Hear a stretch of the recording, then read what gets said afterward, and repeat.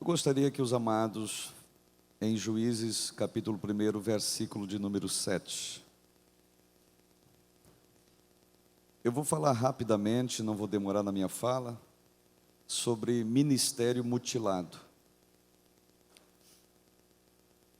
O verso 7 diz da seguinte maneira: Então disse Adoni-Bezeque, 70 reis, a quem haviam sido cortados os polegares das mãos e dos pés, apanhavam migalhas debaixo da minha mesa. Assim como eu fiz, assim Deus me pagou. E o levaram a Jerusalém e morreu ali. Amém, amados. Tome o assento, por gentileza.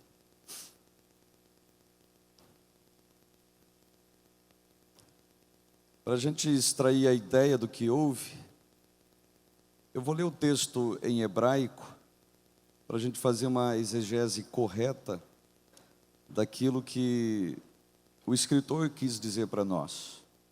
Vayomer Adoni-Bezeque, Shevim melachem, Berot yadeken, Velagen metzalim, Chau metelei tashat, Viagelim, Yatzetken lishamel Elohim vayehu, Yerushalayim vayamat avtshan.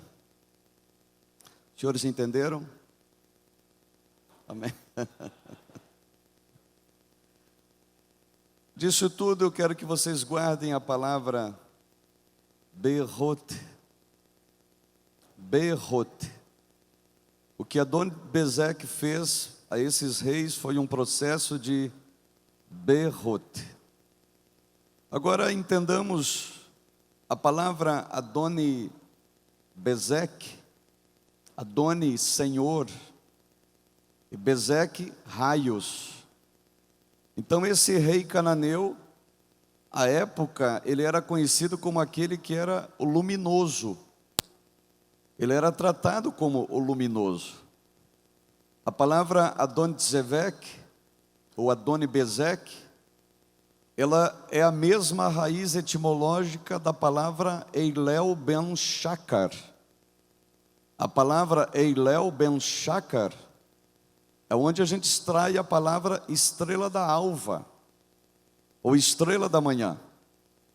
Então aqui estou falando no campo da simbologia de uma hipérbole, que esse personagem chamado Adoni-Bezeque ou Adoni-Bezeque, ele carrega consigo a mesma etimologia de uma alusão a Lúcifer, alusão a Satanás. Então, dentro do campo da tipologia bíblica, estou falando de um personagem que personifica de maneira tipológica o inimigo das nossas almas, o inimigo da nossa vida e o inimigo do nosso ministério. Adoni-Bezeque, o Adoni-Bezeque. E este homem, ele tinha uma prática com ele tinha uma praxe, ele tinha um modus operandi na sua vida.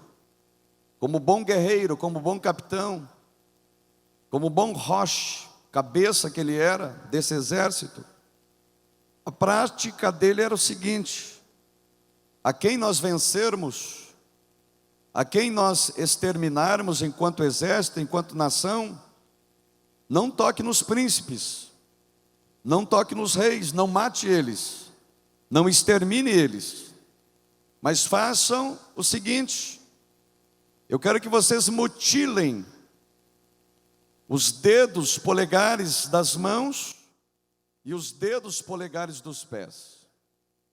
Permita-me, os senhores, permita-me esse tão magno plenário. O nosso inimigo está de olho nos nossos polegares, quer sejam das mãos, quer sejam dos pés. Assim como a objetivação, assim como o desejo de Adoni-Bezeque na época, era processar dessa maneira os reis, os meleques, que eram vencidos, é o mesmo processo que Satanás deseja contra a igreja de Deus e em principal os seus ministros, aqueles que são soldados de frente, aqueles ministros que, segundo a palavra grega, são aqueles que remam no porão, para que este grande barco chamado igreja não chegue até o porto seguro chamado céu. Mas eu tenho uma palavra da parte de Deus nesta manhã. Contra ti não vale encantamento, contra ti não vale adivinhação. O que Deus abençoou, ninguém vai amaldiçoar. O que Deus te deu, ninguém vai tomar. Praga nenhuma chegará na sua tenda. Ainda que 1000 caia do teu lado, 10.000 à sua direita, você e a sua casa não serão atingidos. Mas por mais que a gente creia, por mais que a gente absorva essas verdades neotestamentárias da palavra, da proteção que temos em Deus, o intuito do nosso inimigo, o intuito desse Adoni-Bezeque atual, é mutilar, é exterminar, é desautenticar o ministério que recebemos do Senhor desde o ventre da nossa mãe. Aí me pergunto, eu acho que se torna fácil a interpretação textual do texto, esse berrot que Adoni-Bezeque quis fazer, essa mutilação, esse berrot que é essa descaracterização de um guerreiro, de um príncipe, é o mesmo intuito que ele tem acerca do seu ministério, acerca do meu ministério, da nossa vida, e da nossa chamada, e por que não dizer da nossa vocação. Por que tirar polegares das mãos? Porque se você não tem polegar na mão, você não tem poder de segurar na sua mão absolutamente nada. Se você não tem polegar na mão, a primeira coisa que você vê num príncipe mutilado, sem esse polegar, claro que eu falo no âmbito espiritual, é que é o seguinte: a partir de hoje, já que você perdeu o teu polegar, você não segura mais espada, você não guerreia mais, você não luta mais. Ou seja, se você não segura mais espada, você se torna agora um guerreiro imprestável. Porque a grande arma que esses príncipes têm, esses guerreiros têm, é a habilidade de segurar a espada na mão. E a cada dia, a intenção do diabo é tirar a espada dos guerreiros de Deus que estão na igreja. Eles querem tirar a nossa espada, eles querem tirar a Bíblia de nossas mãos. Não esses dias, eu acho que os senhores sabem, um grande líder cristão se levantou dizendo que a Bíblia, a nossa espada, ela precisa ser ressignificada, ela precisa ser atualizada. Ressignificada por quê? Porque ela está atacando, segundo ele, as minorias. Agora eu evoco uma palavra aqui de John Wesley, lá do século 17, que dizia: aquele que não foi mudado pela Bíblia é aquele que quer mudar a Bíblia.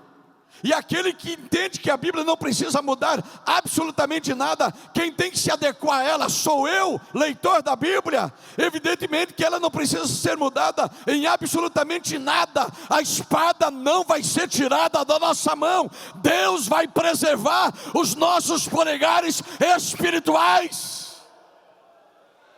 E a cada dia nós vamos empunhar a espada do Espírito, que é a palavra de Deus.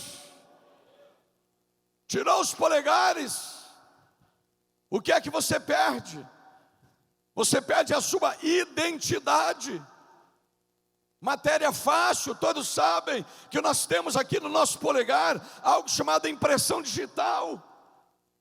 Segundo a história, já viveu nesse planeta 25 bilhões de pessoas.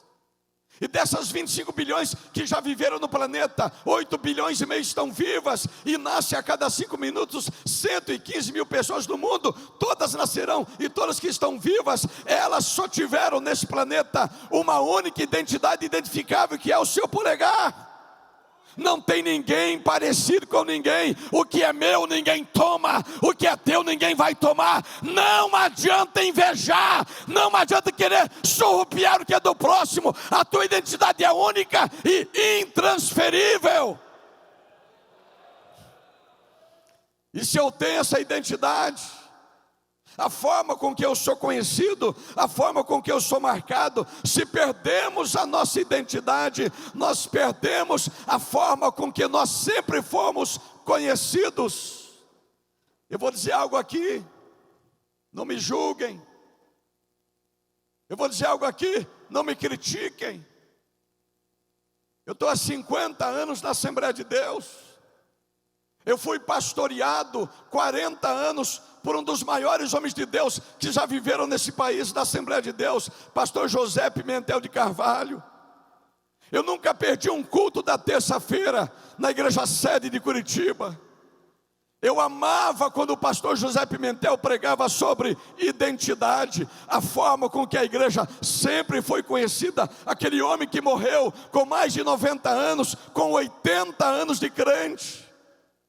Ele sempre dizia aos seus obreiros, aos jovens, aos obreiros mais antigos, dizendo-lhes: olha, nunca perca a identidade que Deus nos deu. E qual é a identidade, pastor Pimentel? A identidade que nós nascemos do fogo, vamos permanecer nesse fogo. A identidade que a gente crê em milagre, vamos crer nos milagres. A identidade que a gente profetiza, vamos continuar profetizando. A identidade que Jesus é o Senhor da igreja e permanecerá ainda como Senhor da igreja.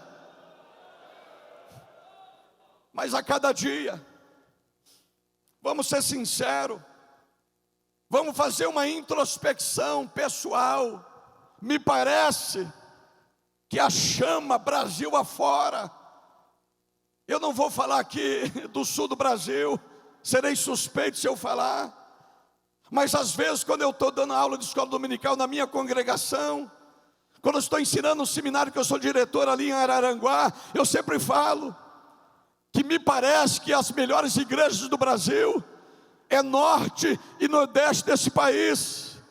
O sul está pedindo um socorro, as escolas dominicais estão vazias. Me parece que um pragmatismo materialista entrou lá embaixo na ponta do país. E digo isso aqui sem medo de crítica, eu sei do que é que eu estou falando. Ontem eu mandei foto aqui da convenção, o pessoal ficou admirado. Meu Deus, numa quarta-feira, a igreja lotada ainda. Pois bem, se vocês quiserem aprender o que é isso, venha para o Maranhão, venha para o norte, venha para o nordeste. Eu louvo a Deus. Isso aqui não é capacismo e nem jogar confetes no auditório, mas eu observo que essa identidade, ela ainda não foi tirada desta igreja e vai permanecer dessa forma, para a glória e louvor do nome de Jesus. Mas mesmo assim, pastor Hildo, eu tenho percebido que devagarinho a identidade assembleana, coisa de 111 anos de história, me parece que ela está se perdendo com o tempo. Eu conheço um irmão ali no Pará, ele tem 84 anos de crente. E eu me atrevi a perguntar para ele como era um culto na nossa igreja há 70 anos atrás, há 60 anos atrás. Ele me disse o seguinte: olha, Godoy, o culto mais cheio na época era o culto da segunda-feira. O que era, pastor? Era o culto que começava às 8, mas às 6 os crentes chegavam, porque se chegasse mais tarde, ninguém entrava, porque a porta era fechada. Que culto era esse? Era o culto de joelho, era o culto de oração. E paz, meus senhores, esse tipo de culto, em muitas igrejas do Brasil afora, não existe mais. A casa de oração não é mais casa de oração, se tornou casa de negócios. Me parece que o povo não ora mais. Ele chegou a me dizer o seguinte, que nesta época, quando as crianças aprendiam a falar, Jesus já batizava elas com o Espírito Santo. Era lindo de se ver gente de 3 anos, 4 anos de idade, andando pelos corredores, botando a mão na cabeça de crente e entregando revelação e profecia.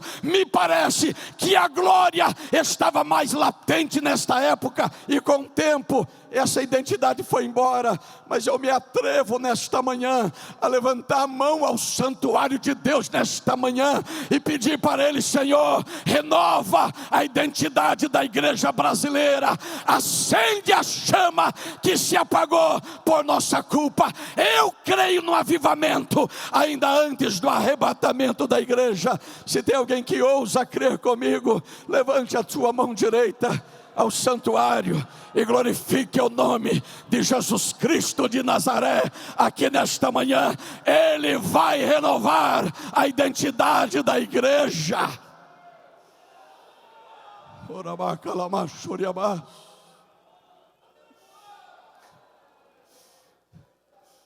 Se a gente perder a identidade, a gente perde o companheirismo recíproco. O que é o companheirismo recíproco?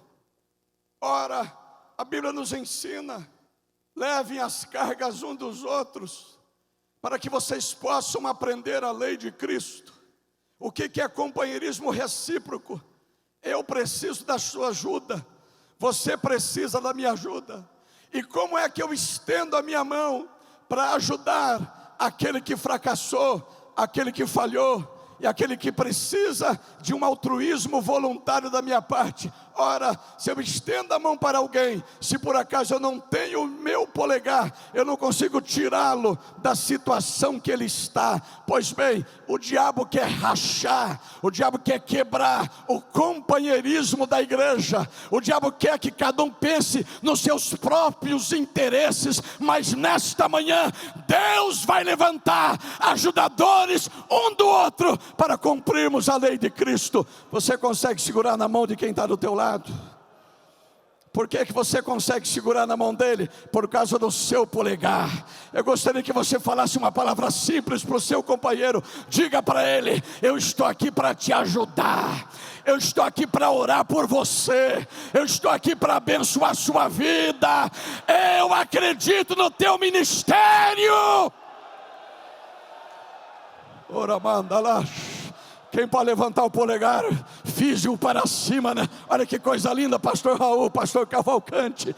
Uma igreja alinhada com a ideia do Espírito. Vamos ajudar um ao outro. A nossa luta não é contra o próximo, a nossa luta é contra o diabo, e ele sabe disso e quer desfocar a nossa luta. Mas aqui não, há um povo coberto pelo sangue do Cordeiro de Deus.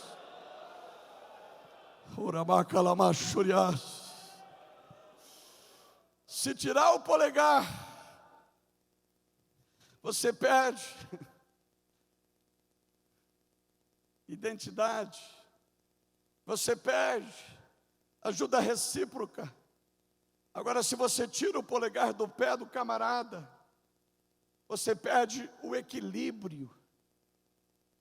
E a coisa mais triste que tem, me perdoe a expressão, me perdoe a minha ousadia, a coisa mais triste que tem é um ministro sem equilíbrio.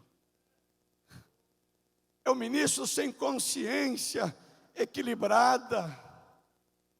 É um ministro, digamos assim, ou é 8, ou é 80. É um ministro que você tem que tentar por intuição, desculpe a palavra, adivinhar como será que ele está se sentindo hoje, para que eu possa abordá-lo. O ministro sem consciência, hoje está tudo bem, amanhã está tudo mal, não consegue ficar em pé, não tem equilíbrio, porque o diabo tocou no seu polegar dos pés. Eu sou formado em psicologia, eu atendo gratuitamente na minha igreja pessoas que precisam de atendimento psicológico. Ali no campo de Araranguá, nós temos 27 congregações lideradas pelo pastor Paulo Sérgio da Silva, que é presidente do Conselho de Ética da nossa convenção estadual em Santa Catarina. E por incrível que pareça, meus irmãos, os pastores são os que mais, ali no campo que a gente trabalha, que mais precisa assistência psicológica. porque estão desequilibrados, estão estafados, estão cansados, não suportam mais algumas situações, perderam o equilíbrio. E a luta que eu percebo deles é emocional, é espiritual e é física, mas quem sofre é a igreja. E eu vou levantar minha mão diante de Deus aqui mais uma vez nesta manhã. Eu quero que Ele guarde o teu emocional. Eu quero que Ele guarde o teu espiritual. Eu quero que Ele guarde as suas forças físicas e te dê equilíbrio aqui nesta manhã para liderar o rebanho de Deus. Você está debaixo do sangue do Cordeiro. Aleluia. E o que é pior, se você perde o equilíbrio, é triste o que eu vou dizer, a impressão que o lugar da mesa você perde. Aí o Adoni-Zedek, tratando como um verdadeiro goim, como um cão, ele coloca debaixo da mesa, e é o seguinte: agora já que tu está debaixo da mesa, tu vai agora comer resto, o que sobrar, tu come. Estou lembrado da mulher Ciro-fenícia: Senhor, mas os cães também se alimentam das migalhas. Pois bem, é essa a intenção de Adoni-Zedek. Ele quer que sobre migalhas para aqueles que estão com o ministério mutilado.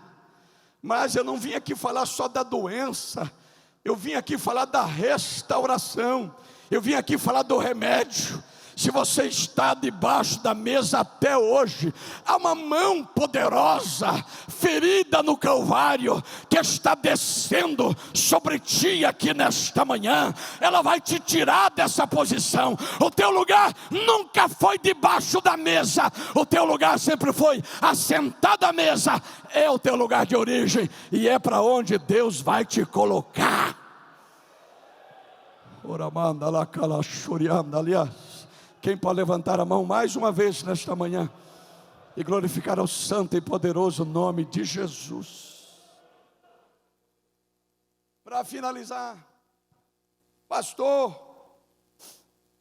tu nem sabe, mas fui mutilado, estou mutilado, o que é que eu faço? Eu me lembro de um personagem bíblico que você também sabe quem é, o Mefibosete. Ele também foi mutilado, só que foi a sua mutilação acidental, pouco importa, mas também foi mutilado. E era o seguinte: olha, saiu um edito aí que estão matando todos os descendentes de Saul, e o próximo é você. Aí ele vai se esconder, vocês conhecem a história, vai se esconder na lama, vai se esconder no burralho de cinza, que é a significância da palavra Lo-debar.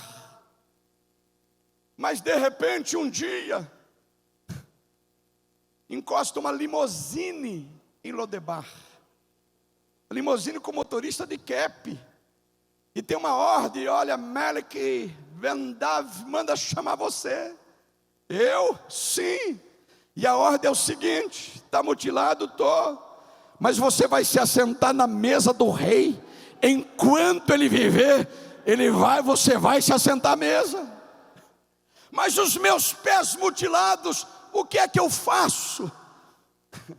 A história vai nos contar o seguinte: toda mesa de rei, no contexto veterotestamental, era uma mesa posta com uma grande toalha que cobria os pés da mesa e os membros que eles consideravam desonrosos do ser humano, que era a parte dos pés. Agora imagine pés quebrados, pés mutilados. Pois bem, não há problema. Quando você estiver na mesa do rei, a toalha vai cobrir, o manto vai cobrir. Há um manto de justiça descendo sobre a sua vida aqui nesta manhã. Não tem questionamento. O rei te mandou chamar. O rei te mandou chamar. E o teu lugar vai se assentar-se à mesa do rei. Quem se sente convidado nesta manhã, se assente à mesa do rei. Termina a minha fala.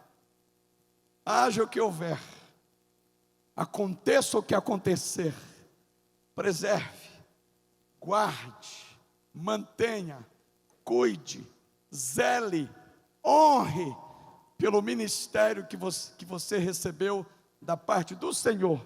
E aqui em 1 minuto eu cito o maior pregador do século 21, do século 20.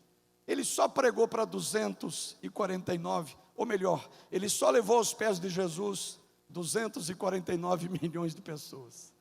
Ele só pregou em 172 países. Ele só era recebido sempre pelos presidentes dos países que ele foi pregar. Eu estou falando aqui de um camarada da Igreja Batista da Carolina do Norte, chamado Billy Graham. Nos anos 60, fizeram um convite para ele. E o convite foi este: Billy, já que você é o capelão da Casa Branca, já que você é uma das personalidades mais reconhecidas da América, então o seguinte, o sucessor de Franklin Delano Roosevelt tem que ser você. E o partido dos republicanos, na época, convidaram Billy Graham, o pregador do Evangelho, a ser candidato pelo Partido Republicano a presidente dos Estados Unidos da América. O Billy Graham só deu uma resposta, e a resposta foi esta: vocês acham que eu vou me rebaixar de deixar de ser ministro do Evangelho para me assentar na cadeira do homem mais poderoso do mundo? De forma nenhuma. Eu não quero ser o mais poderoso do mundo, mas eu quero servir o mais poderoso do universo.